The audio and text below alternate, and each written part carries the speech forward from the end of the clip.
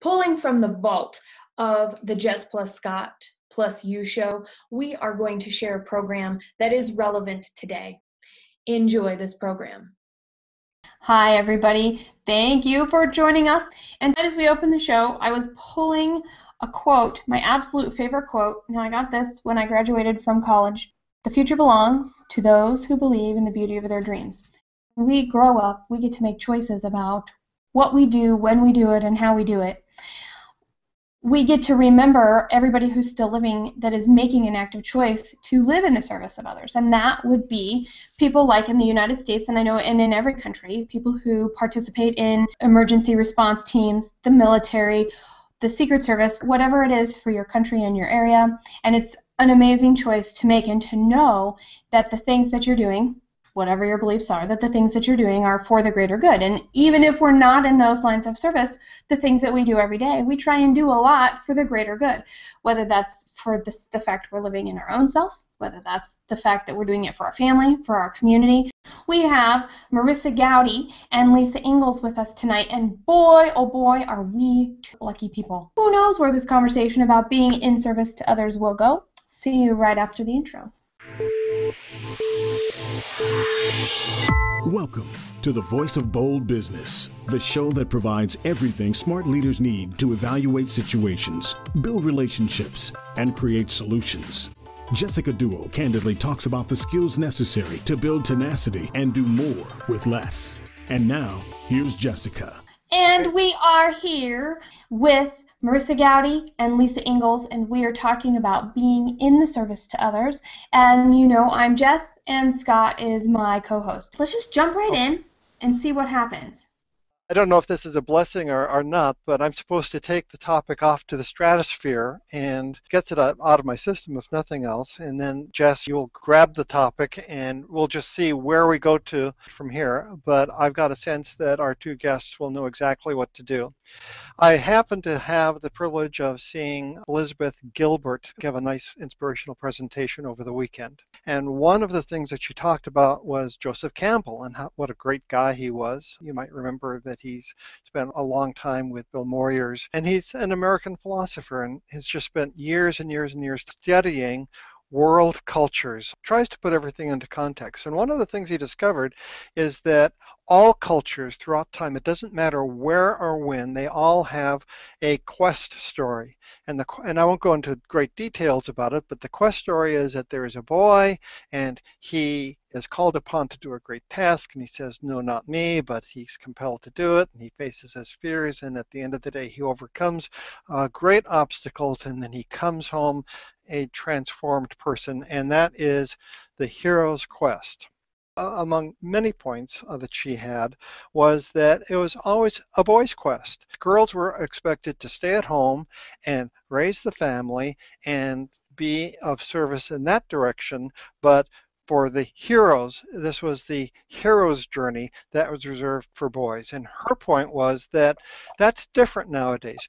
Women are stepping out and they're doing the hero's quest themselves. And she used herself as an example, and she's saying that that is something that is brand new in the way that we're seeing it today. And that is more than a metaphor if one actually believes that. And it would be interesting if this could be quantified.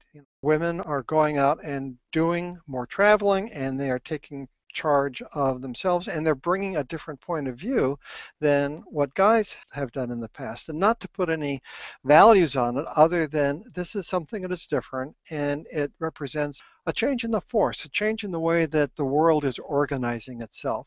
That's a little bit of the topic of tonight's program, is in service to others. And if we have new eyes and new hearts and new minds that are approaching that, how is that going to look?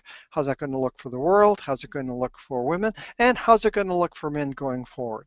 I'm going to call upon you then, Marisa, and okay. Love to have your response first, and then Lisa, I'd love to have your response. You know, synchronicity is another term that I forget whether it was Joseph Campbell or Jung that gave that to us, and I am living one of those extended moments of it with the whole concept of the hero's quest and the hero's journey. From The fact that right now I'm working on my own novel has a heroine who's going to be going on a quest. I went to a writing retreat that was very much taught us the story architecture of how that quest works and how to apply it. I was at Jonathan Field's interview yesterday. Everything, it's all coming up right now. And I think it's really bubbling up to show us that whole concept of we're the heroes of our own lives. I'm certainly feeling that myself, that that's what I'm being called to do, even though it was on, Jeffrey Davis was the one who led the authors retreat.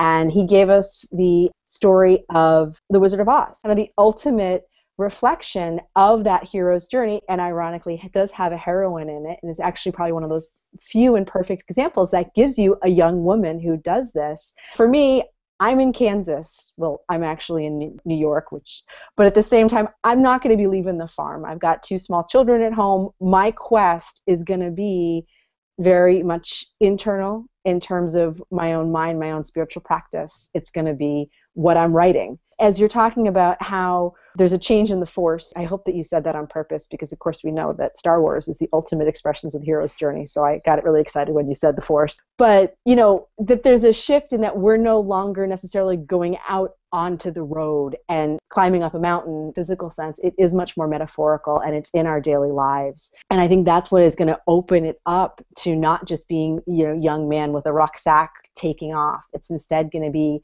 people at any point in their lives, in any situation, can really do it within the context of their own lives, as long as they're willing to make some really big mental, spiritual shifts.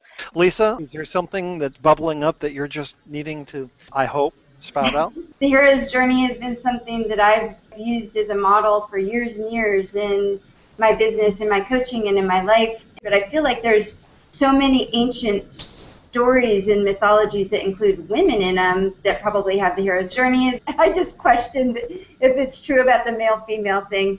That being said, this idea of story and journey is so critical, and I think something that has been coming up for me and the work that I've been doing lately is that we are creating the narratives of our life all the time. We're at a point in time in the history of humanity at which we are aware of our own journeys. Like, we aren't just the characters in our journeys, we understand that we're also writing our journeys. We have come to that point in our level of consciousness that we understand that we are the creator of our own journey. We are writing our own stories.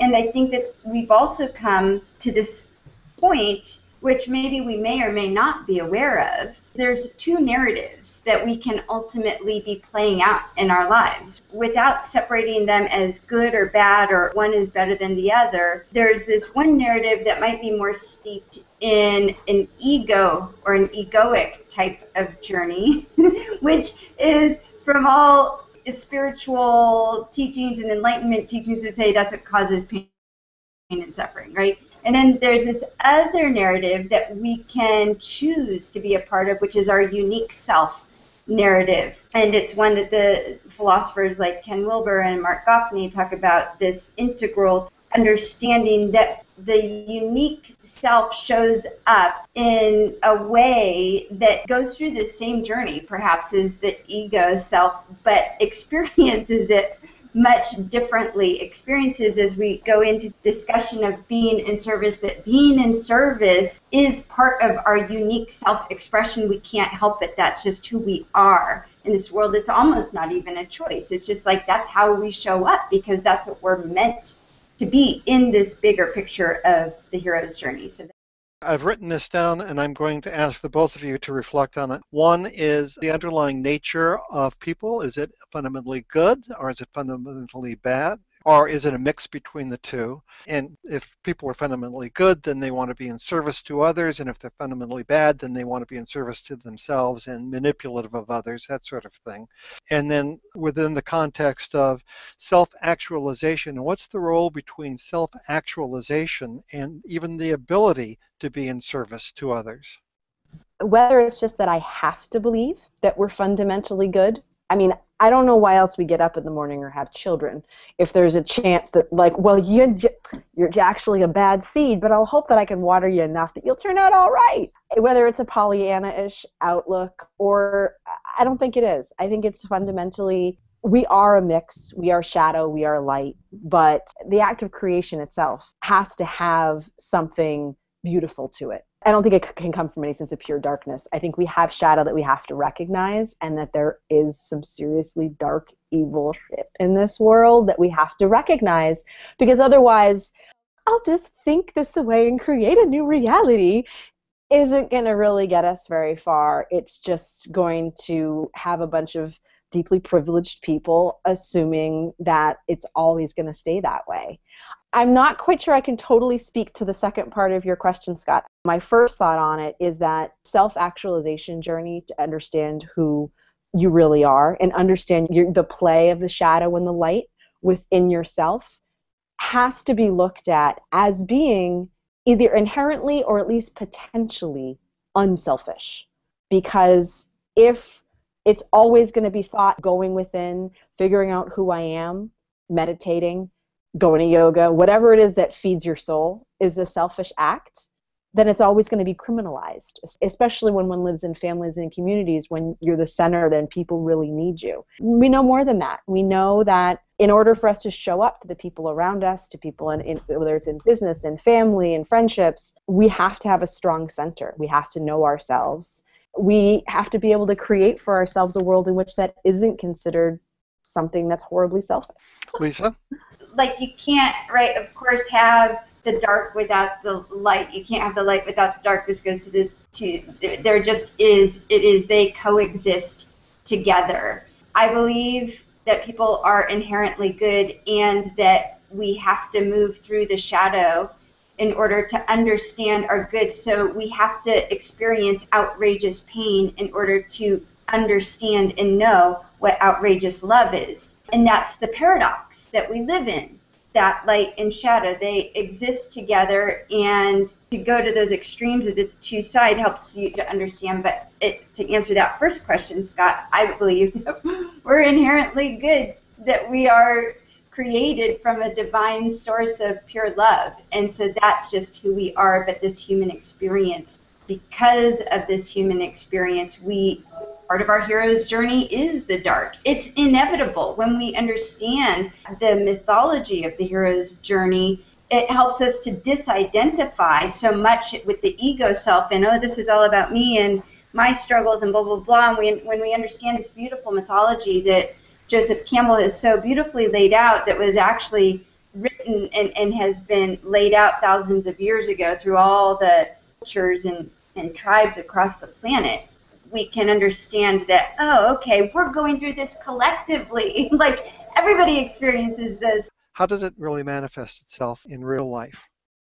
Before Lisa mentioned the whole concept of the paradox of service versus servitude, of self-care versus selfishness. I just set it up right there by saying versus. That as if we're constantly pitted in some sort of battle against ourselves, as if it's one or the other, as if it says that why do we attach self-care to the concept of selfishness, opposed to just saying, no, I'm doing this because if mama doesn't do yoga right now, I can't pick you up. And I'll end up on Vicodin like I did with your sister.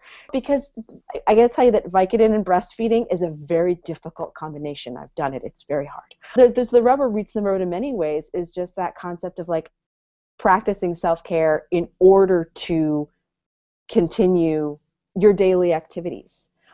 And in that same sense, I know we were discussing before the show started, the whole idea of, especially when you're, mothering young children or parenting, fathers, I think, I certainly can say my husband's in this too, you're living so much in service to a little person who can do nothing.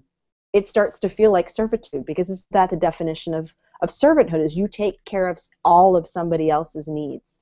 And in that same case, when you start looking at these things as being pitted against one another, that's where the problems start, because I think that's where the conflict arrives. And potentially for me, that's where there's a level of stress, frustration, and even I'm not finding the word because it is 11 o'clock at night for me almost. But I'll leave it at that. I'm committed to being in service to the awakening of human and social potential through the work that I do in the world, as long as it's in alignment with my core values. And when I find myself being in service and it's out of alignment or not aligned with my core values, then that's when I start to feel grumpy, pissed off, frustrated, overwhelmed, and I have to step back and look and go, okay, what choices am I making right now? Because I'm not making choices based on my values, I guess, if I'm feeling this way, versus making choices. So there's like this marriage of those two, and I don't know if that really makes, if that's making sense, but that's for me how it manifests. I love it, Lisa. And it sounds to me, and I'm hearing, or at least what's falling into place between these ears, is there is a hierarchy. There's a hierarchy of this urge to self-identity that we lose when we are the parents of young kids. Where did our time go? What are we going to do?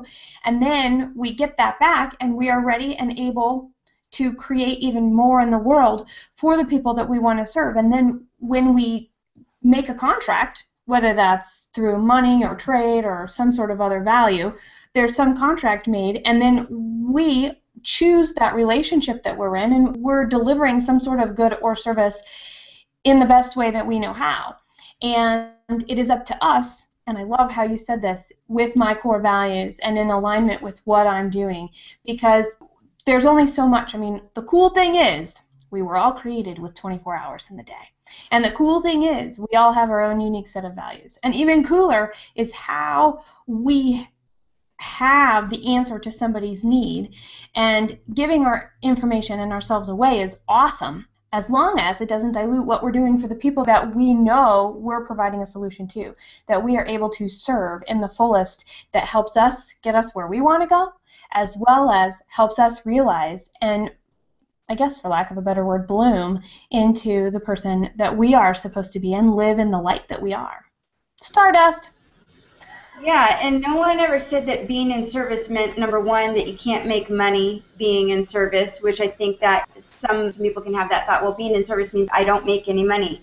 I don't believe that that's true. And nobody ever said that being in service doesn't mean not taking care of yourself and your self-care, as Marisa keeps bringing to the plate. And honestly, being a parent is perhaps the deepest level of service that we can have, at least from my experience of having a daughter, and has taught me how to be with my clients and how to be in business, how to handle the frustrations, how to handle being patient, like being more patient. And it has cultivated within me pieces that have allowed me to be in even greater service in the work that I'm doing in the world.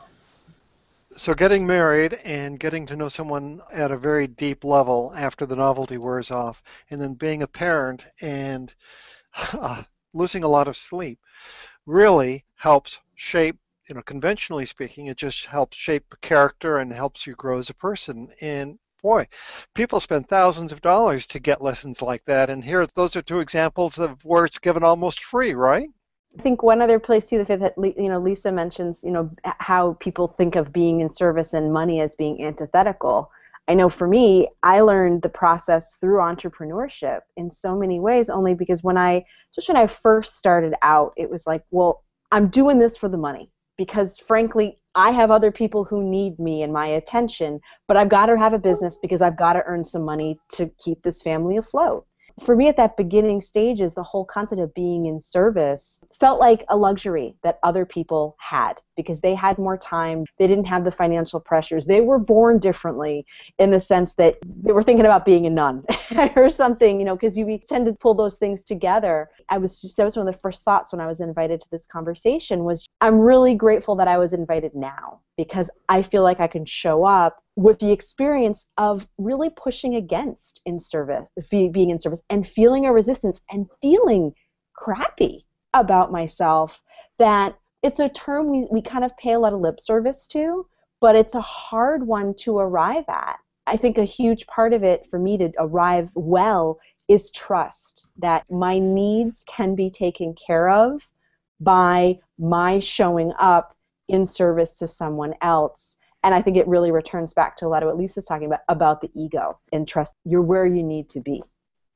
So, Marisa, it sounds to me like you're in the middle of a hero's journey. Folks, doesn't that sound a little bit like it? You're facing the trials and tribulations. Mm-hmm. I think we're always at the bottom part of the loop. Our hero's journey, or Shiro's journey, if you will. Yeah.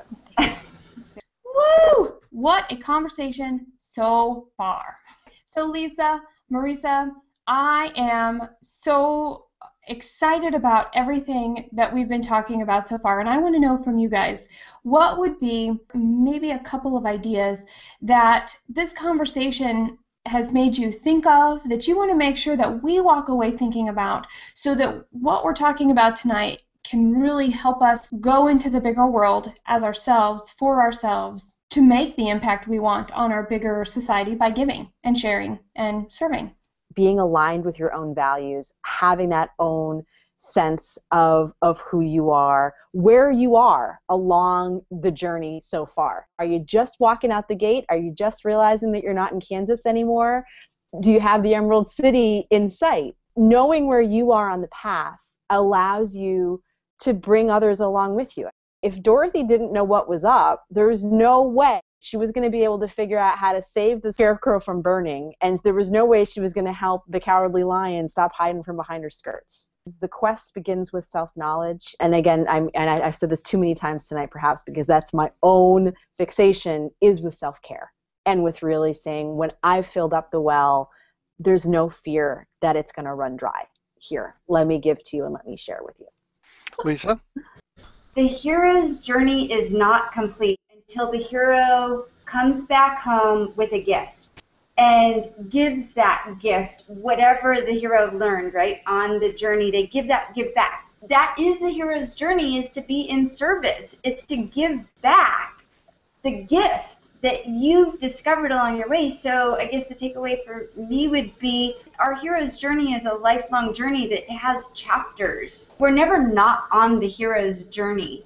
And whatever chapter we're in, there are times at which it is time to return back with the gift, and there are other times that it is just how it is. I just love that we are using the hero's journey as part of this, because when you understand that mythology and you can then place yourself where you're at in the hero's journey, you know, oh, that's where I'm at, and that's okay. Embrace it. You are where you are because that's exactly where you're supposed to be.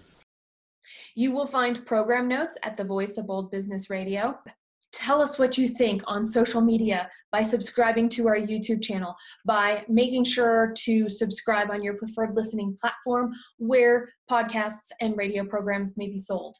You decide what it takes to be a leader today. You decide through your actions what you value, and you decide through how you communicate and how you act as a perceptor of information, how others will perceive your actual intent. And it's up to you to make sure it's right.